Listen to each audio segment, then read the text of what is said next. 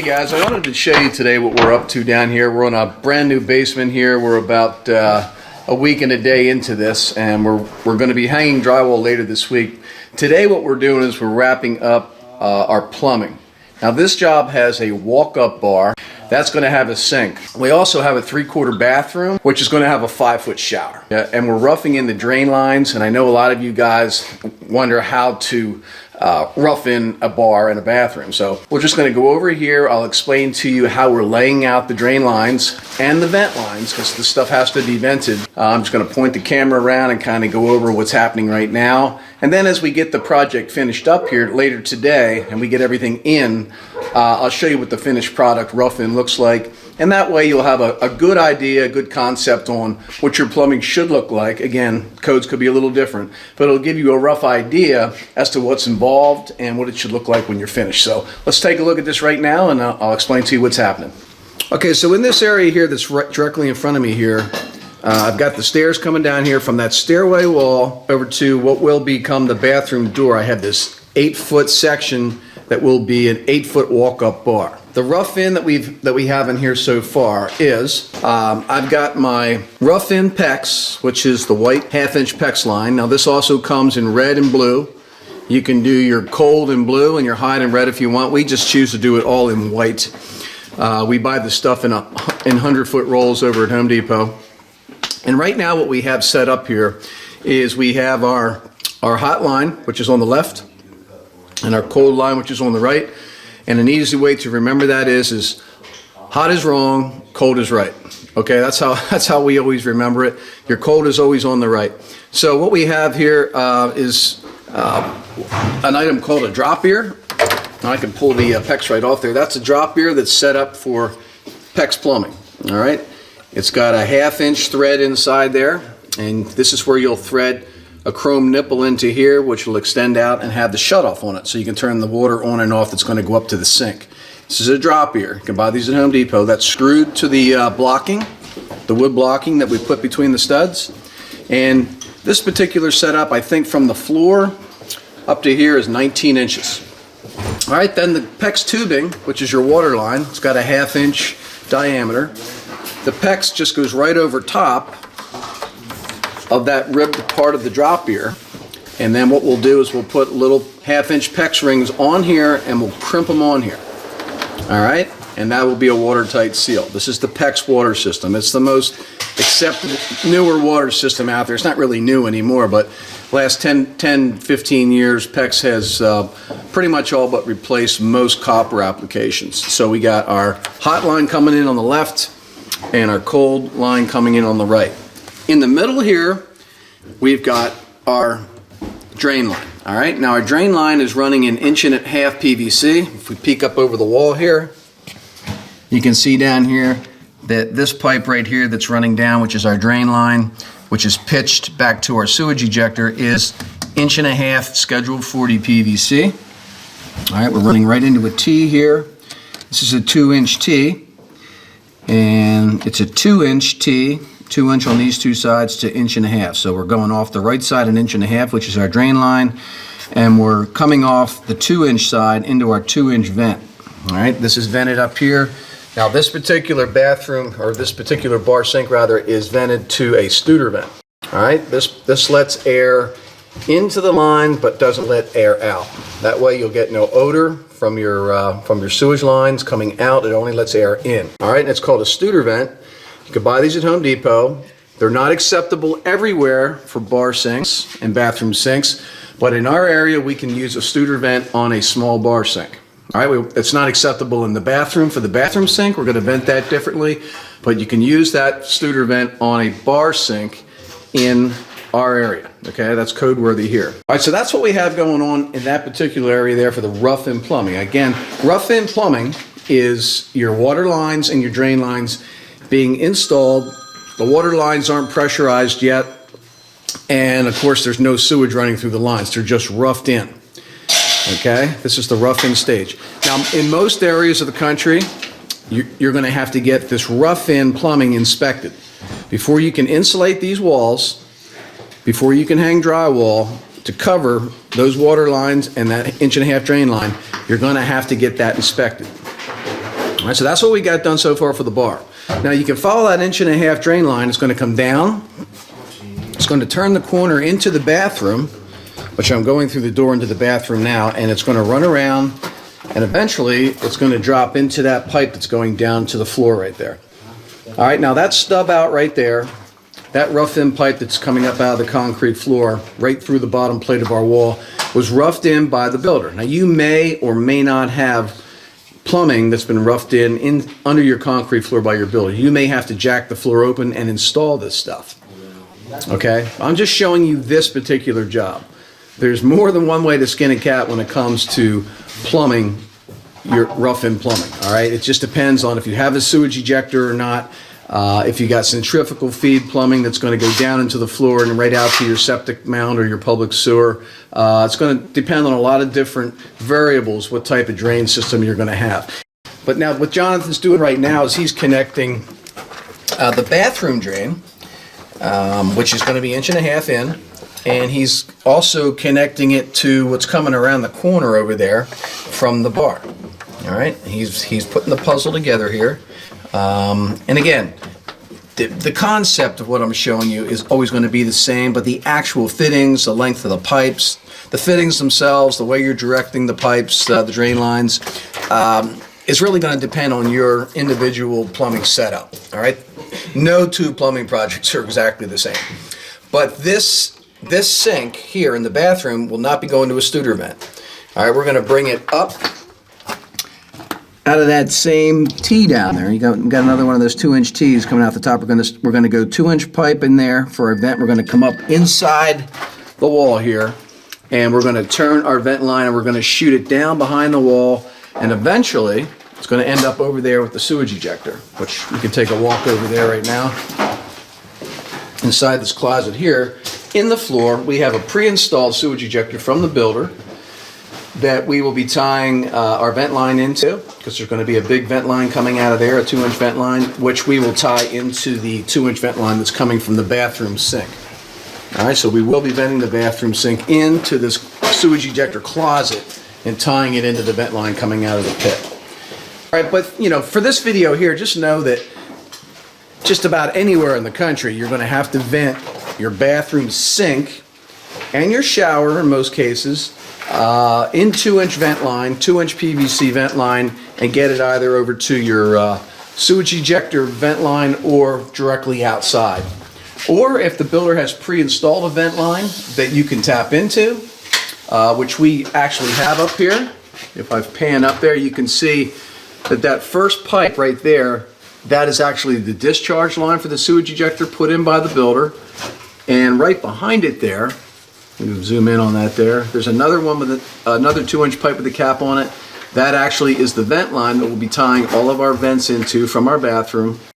Okay, pre-installed by the builder. Now, if the builder hadn't put that 2-inch line in there and capped it for future bathroom, we would have to run it outside ourselves. All right, but for this video, just know that you have to vent your bathroom and your bar plumbing. Vent lines are going to almost always be 2-inch PVC. You don't vent 1.5 inches, you vent in 2-inch. And in some areas, you can use the Studer vent like we're using right here on our bar. If you can't use a Studer vent, you're going to be doing regular 2-inch vent lines that are going to eventually tie together and end up over at your sewage ejector, or like I said, an existing vent that the builder put in. And if you have neither, you'll be running it outside yourself. You'll be getting that vent line outside. All vent lines eventually end up outside the home so that they can vent into the fresh air outside. All right, now we do have a 5-foot shower going into this bathroom. And you can look over here on the floor. Everything's jacked apart here. This was pre-existing plumbing, but we had to move it. All right, we had an existing toilet flange, which you can see down there. We had to move that a couple inches to make it work out in here, so we had to jack the floor open to move that. Now, 9 times out of 10, for us anyway, even though the plumbing's been pre-installed under the floor, we're jacking the floor open, finding that existing plumbing that the builder put in, and we're moving things around. All right, so we're moving the drain and the 2-inch P-trap that will be the drain line for our shower. All right, we had to move that based on our shower pan. And the inlet for the drain for our new shower pan, we had to relocate that drain line opening and that 2-inch P-trap to fit the new shower pan. Over and look at the shower pan so you know what I mean. All right, so this particular shower pan, and we're standing in front of the side of the pan that you'd actually walk in on. All right, this is the curb side. Now the location of that drain line was 8.5 inches off the edge this way, and off the back wall 14 3/4. All right, 8.5, 14 3/4. So we had to come into the bathroom here, and we had to find that coordinate. All right, so we came 8.5 inches off our front wall to the center, and off this wall over here we came over 14 3/4, and we had that set up perfectly. So when we bring that shower pan in here, it fits right over top of that 2-inch pipe, which is, by the way, incidentally, it's trapped in 2 inches. There's a trap down there under the concrete, 2-inch trap, and then it ties in to a 2-inch drain line, goes through the floor, underneath it, and eventually ends up on the other side of this wall and empties into the sewage ejector. All right, so the rough in under the floor plumbing drain lines is all done, set up, 8.5, 14 3/4. The toilet is set up off the back wall, off the back framing to the center of the toilet. We like to make ours 13 inches. So we're 13 inches off the framing to the center of the toilet flange. All right, and we did that. Now, it wasn't originally there. I think it was like right over here somewhere. We had to move it back and over to make it work out for our application. All right, so if you have pre-existing plumbing in your floor from the builder, don't get too hung up on it. Most of the time, you're going to have to rent a jackhammer and move stuff around, like we did here. And I get into that in a lot more detail at the Basement Finishing University in the Rough In Plumbing series. I show you exactly how we do this.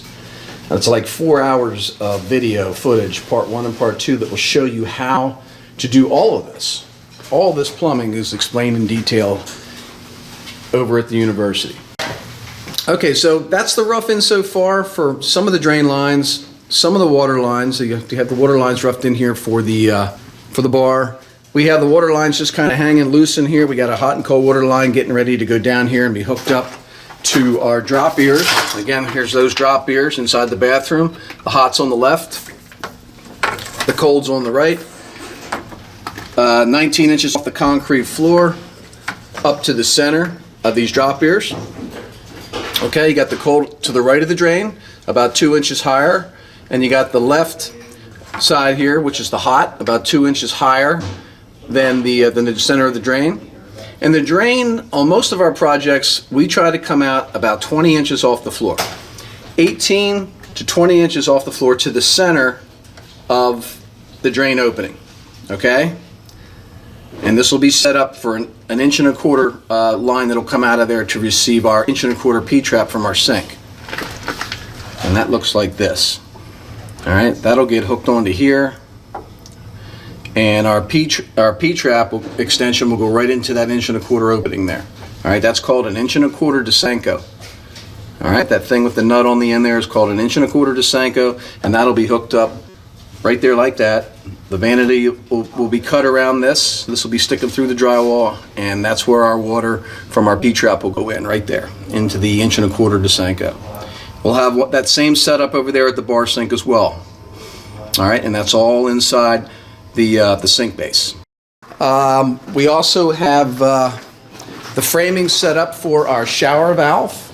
You can see that rectangle that I framed out there. The center of that rectangle is like 48 inches off the floor. And in the center there, we're going to have the shower valve. Okay, the shower valve's got a hot and cold inlet left and right. It's got an outlet on the top, which will go up to the shower head. And if this was a tub, it would have an outlet on the bottom to go down and feed the tub spout. Now we'll be blocking off this one here with a 1/2 inch cap because we don't have a tub, it's a shower. And we'll be hooking this up, and our PEX lines will be hooked to the fittings that are on both sides of this valve. Okay? We'll be sweating in a 1/2 inch piece of copper in the top, which will run up to the shower head. You should always come out of your valve with a sweat in piece of copper for your tub spout and your shower head plumbing. All right, you should never use epoxy or type of fitting for your spout, for the tub, or for the shower head. All right, you can have PEX fittings left and right for the hot and cold water into your valve, but what's coming out of the valve should be 1/2 inch copper sweated. That way you get more water pressure. All right, so that's going to be installed right in the middle of that rectangle. We still got a little bit of framing to do. We're going to mount that to a block of wood, and then I'll show you how we're going to hook that up and what it looks like when it's finished. And that's about as far as we've gotten so far, bud. All right. So I'll let you get back to work. I know. Am I driving you nuts? No. Okay. Okay, I wanted to show you the complete ensemble here, folks, for what we're using in probably 9 out of 10 of our basements. This is called the 4-piece Kohler. It's made by Kohler. The model is Sterling. It's the 4-piece Sterling Kohler modular kit. Now, the reason that we're using the modular kit is because we can't get a 1-piece 5-foot shower into this house. All right, even though we've got a sliding door to the backyard, which most people don't even have this, it doesn't matter. You cannot open this door. All right, you cannot open this door and have enough room to get a full-size shower into this basement. All right, so what we get is the remodeler's shower. All right, that's what they're called. If you're going in to buy one, you're looking for a remodeler's shower. Generally going to be 4 pieces. All right, you got your front wall panel, your back wall panel. I guess you would say your 2 side panels, your back wall panel, which is 5 foot wide. All right, this particular one, it's got an arch in the top and it's got a couple soap dishes built in, 3 on each side. All right, the side panels have a little bit of an arch to them as well, give it a little bit of style. And then you've got the 5-foot pan. Now, when you order your shower, you can get it a bunch of different ways. You can get a right-hand drain, standing at the front of the shower, looking at the way that you would walk in. If it's to the right, it's a right-hand drain. If it's to the left, it's a left-hand drain. Most of them have a center drain. All right, we got the right-hand drain for this particular model because our rough-in plumbing from the builder was more located to the right side in the bathroom. And we did have to modify it a little bit, move it a couple inches. We just decided, well, let's just get a right-hand shower. We can make the modifications to the underground plumbing that's existing pretty easy. And we won't have to redo it all under the floor. We would have had to redo it all under the floor if we went for a center drain or a left-hand drain. So look at your plumbing and get what's, if you have existing plumbing, that is, and determine which model drain you want to get. All right, we went for the right-hand drain, and that worked out well for us in this particular case. All right, so you know, a lot of folks are perplexed really when it comes to what type of shower do we order. Now, this could have been a 4-foot unit as well. They make a 4-foot Sterling Kohler shower unit, which is very similar to this. It's just the pan's 4 foot and the back wall's 4 foot. The 2 end panels would be the same. All right, and you can get that 4-footer with a left or a right or a center drain as well. All right, this is also in white, and you can get this in bone, you can get this in almond, you can get this in black. There's a bunch of different colors you can order this in. Standard would be white. All right, and this is about an $800 setup right here, all right, to buy this. And incidentally, the shower valve, which comes with the shower head and all the hardware for the shower, this is about $125 for the whole kit. All right, that comes with the valve and the shower head and the valve handle and all the scutcheons and everything also come in there for about $125 or so. All right, so that's the 5-foot remodeler shower from Kohler, and the model is a Sterling. Okay, I want to talk a little bit about tying in. Your new bathroom, your new bar plumbing is going to have to be tied in to the home's existing plumbing. So what we like to do is just find something that's as close as possible that we can tap into. If you can come off 3/4 inch and bring your 1/2 inch off to your bar in your bathroom, and 1/2 inch from 3/4, it's better. Okay, if you don't have any 3/4 inch that you can tap into that's local to your project, then just tap into existing 1/2 inch. Now, I'm going to show you where we're tapping in to the cold and the hot two entirely different locations based on where we could find it. So let me show you that now. Okay, for our cold water, it worked out so that we didn't have to go far at all. There was a 1/2-inch water line that we believe is going outside to an outside spigot that's coming right inside the closet where we're going to have our ejector. The hot water, there wasn't anything close by, down there by the bathroom or the bar, so we're all the way over here in this bedroom. And if we pan up here, you can see right up there, we've got 2 3/4-inch lines right up there. One's hot, one's cold. So what we'll do is we'll go up there and we'll tap into a 3/4-inch line, hot line, with a 3/4-inch to 1/2-inch T. Okay, so let's take a look at those tie-ins. You can see our 3/4-inch to 1/2-inch T, and we cut right into that existing 3/4-inch hot line and came off the side with a 1/2-inch, and there's our crimp rings all crimped on there. And if we follow that 1/2-inch line over, it went up over top of this beam and right back into this unfinished utility closet, which is going to have the sewage ejector in it. And one other thing that I wanted to show you, here's that 1/2-inch line coming in over from the tie-in I just showed you. What we've done is we've put what's called inline shutoffs, 1/2-inch inline shutoffs here, and when we turn this on and off, we can control the flow of hot water and cold water to the bathroom and the bar. So if we ever have any maintenance over there with the sinks, toilets, shower, we have the capability to kill the water to both of those areas. Now right beside it there is the cold water, and if we trace that up and over, we can see right up there is where we tapped into that 1/2-inch line that was pre-existing that we believe is going outside to a spigot. We just cut that in the middle and used a 1/2-inch by 1/2-inch by 1/2-inch T up there, stole our cold water from an existing line right up above and right down over here to the cold water inline shutoff, and then right back down into the cold water line, which is running in both directions. It's running back to the bathroom for the sink and the toilet, and it's coming around and going through the wall here, turning around there, and it's heading on down here to the bar area to feed the bar. It's cold water right down here, and you can see that's right up top there. We drilled some holes through the floor joists, and we ran that 1/2-inch line right through the floor joists from this unfinished closet right here. There you can see it coming up and around and going down to the bar. So the tie-ins are real simple. Just find what's closest to you, whether it's 1/2-inch or 3/4-inch. Get yourself some T's, and they're just regular PEX T's and regular PEX T crimp rings, and cut your line and steal your cold water and your hot water from existing lines close to your work.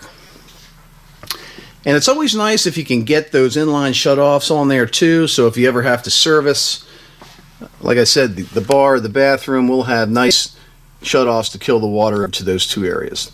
And we always try to do our tie-ins when we can in storage, or in this case an unfinished utility closet that'll have the ejector. You can't always. I mean, we could only get the cold water from inside this unfinished closet. We had to get our hot water out here in the living space, down here in the bedroom.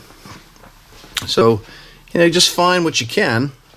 Now, down here where we stole the hot line, we needed an extra 25 foot of 1/2-inch PEX line to make it all the way over there to the utility closet, which is more than halfway across the basement. But that was the closest hot water line we could find to do our hot water time. Just find your closest line, whether it's 1/2-inch or 3/4-inch, closest to your project, and get up there with your PEX cutters, cut into the line. Now, if it was copper, we'd be doing the same thing. We'd be cutting into the existing copper line in the home, because a lot of homes don't have PEX, it's pre-existing. But you'd cut into the copper line, and instead of using those crimp rings where we crimp the PEX to the PEX, because that's what we had to work with, you'd have to get a 1/2-inch or a 3/4-inch fitting that's called a shark bite, which you can just plug. You can just plug those pieces of copper when you cut it out to make the tie-in. You can plug that right into both sides of the shark bite T All right, that's a shark bite tee. And I show you how to do that in the plumbing videos over at the Basement Finishing University in more detail. I show you all the different ways that you can tap in. So the other way is going to be with the shark bite tees, which is specifically made to make tying into copper quick and easy and watertight. So that's a little spiel on our tie-ins for this particular job. Let's move on to the next thing. Okay, also, I wanted to show you one other rough-in. It's really not considered plumbing, but it's a rough-in. It's in the bathroom, and that is the bathroom ceiling fan, all right? Every bathroom needs to have a fan installed, all right? You have to have an exhaust fan. Now, this is a light fan combo. It also has a light.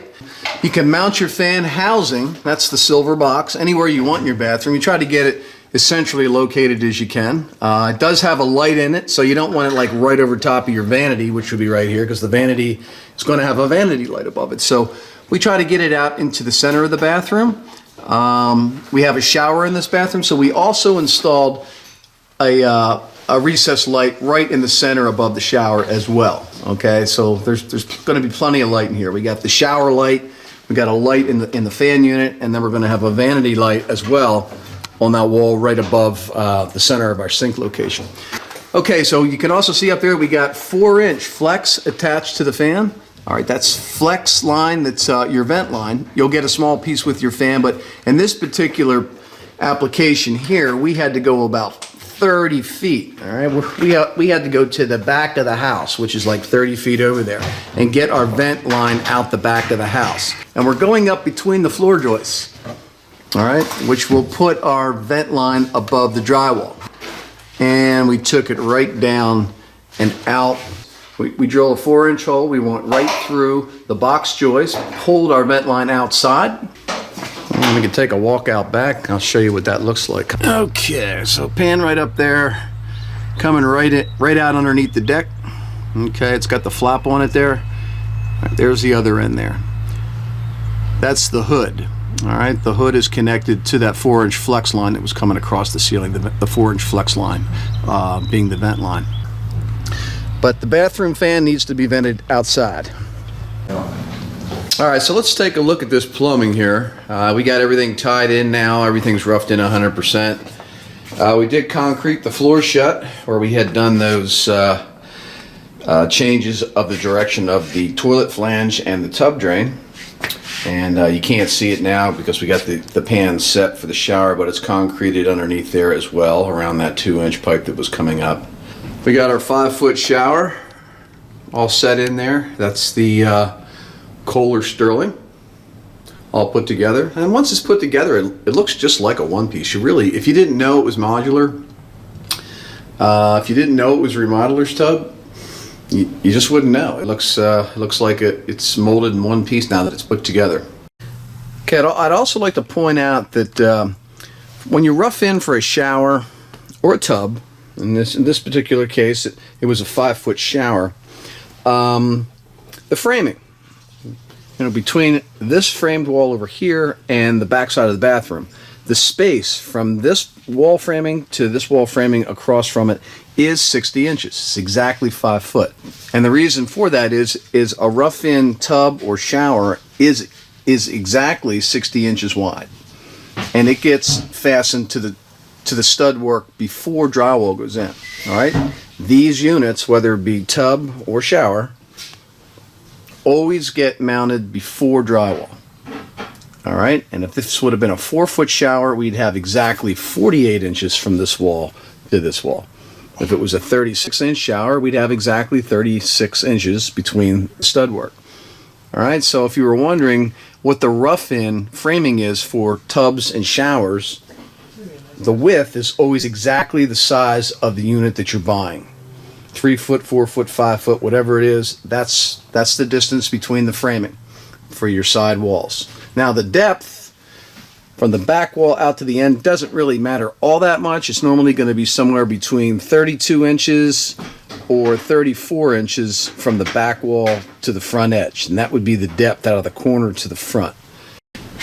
All right, there we have our plumbing 100% done down here for the drain. Our shutoffs are not on yet. We just put on some temporary nipples. These are 1/2-inch nipples that we threaded in to the drop ears, and we have a temporary cap on the end here. Now there is water in these lines. Everything's pressurized, so if there was any leaks, we'd know about it. We like to pressurize our water lines and then double check all of our crimp rings, around all of our crimp rings, around all of our fittings that we use to put the PEX water system together. We can check all these fittings for leaks because they're now pressurized under full water pressure. All right, so everything's all put together and in its final location. Hot and cold water for the sink. Down here we have a cold water line coming down for our toilet. Now, incidentally, the way we do it is, depending upon how tall the base trim is, we'll set the height of the pipe coming out of the wall for the toilet supply according to that trim height. Now we got 3.5 inch base trim going in, so we came up 8.5 inches to give ourselves plenty of room off the floor to the center of our supply for our toilet. And as far as left or right, it's generally on the left because standard toilets have the inlet for the water on the left hand side of the tank, so you want to be on the left side of your center, okay, of your toilet. And we come over off the center, and that's the center line of our toilet right there. We come over about 8 to 9, 10 inches and then come up that, well, in this case 8.5 inches. All right, you just want to stay above the top of your base trim with your toilet supply. All right, so there's our toilet coming up in its proper place, redone. And that's pretty much all we have to talk about in here for rough-in. Now if we go back over here to the bar, same thing. We got our temporary 3-inch, half-inch nipples. Got them threaded in with Teflon tape so they don't leak. Now this is all coming off later. We're going to put a nice brand new shiny 3-inch chrome nipple on here, and then we'll thread on a 1/2 inch to 3/8 inch shutoff. Once we get our cabinet set, okay, we'll put all that new hardware on. This is temporary plumbing endings here. So that's 100% done. I will point out that with the PEX system we use the things called talons. Talons are clamps that you can buy. They have a preset nail in them. And it's nice to put the talons on every couple feet or so just to neaten things up and to keep your PEX line from flopping around. So we have one there. We put a talon back here to hold it nice here. It neatens it up and secures everything. So like I said, your PEX line is a very flexible line. It's not like copper, so it's important to use those talons. Back over here in the sewage ejector closet, we only have one pipe coming in from our rough end. It's our vent line. All right, this vent line is coming over. It's a 2-inch. It's coming over from our bathroom sink. It's coming into this unfinished closet where the sewage ejector will be. And again, we're going to be tying into that pre-installed 2-inch vent that was put in by the builder. We'll cut that cap off and we'll connect our new pipe up to that. Once we get our sewage ejector plumbing coming up out of here, there'll be one big tie-in back here, and I'll show you what that looks like when it's done. Also, while we're here, on the back side of the shower, we do have our shower valve put in there. I told you we were going to put some more wood blocking in there. We put that piece of 2x4 across there, and we mounted our valve to that. All right, we centered our valve. The valve, incidentally, is always centered on the drain. So we're going to come inside here. Our drain, if you recall, was 14.5 inches off the framing in this direction, off the back wall, and was 8.5 to the center of our drain on the front wall. So what we did in here, if you can look here, if we come up the wall, if we pan up, there's our rough end valve coming in. It's exactly in line with our floor drain. And if we go up higher, we can see that there's our shower head right there. All right. Again, we have a temporary nipple and cap on there to keep the pressure in the pipes. And we did use the copper. Remember I told you, we always come off our valve in copper up to our shower head. And if this would have been a tub, we would have came off the bottom. You can see a piece of copper over there. That's just a stub out with a cap on it. That hard piped copper would come down to the tub spout as well. And that's really important to know because PEX is used everywhere now. And A lot of times guys will think they can come off the valve in the PEX as well, but you really shouldn't. Now you can go into the valve with PEX. You can see we've got PEX on the left side and the right side back there. You can come in PEX and crimp rings on, but coming out, stubbing out, always use copper. You get greater water pressure that way.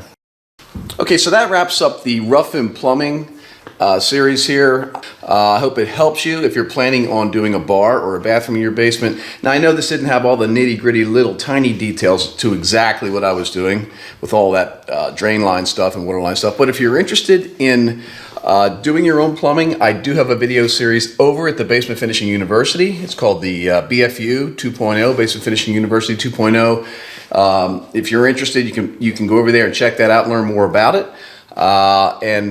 It'll help you with your basement plumbing. It's very detailed. I do have a link in the description below if you want to go check that out. Again, I'm Eddie Case. If you like this video, please hit that thumbs up button. It helps our channel. And if you haven't subscribed to the Basement Finishing Man YouTube channel yet, please do. I got a lot more good basement finishing videos coming your way. And I'll see you in the next video.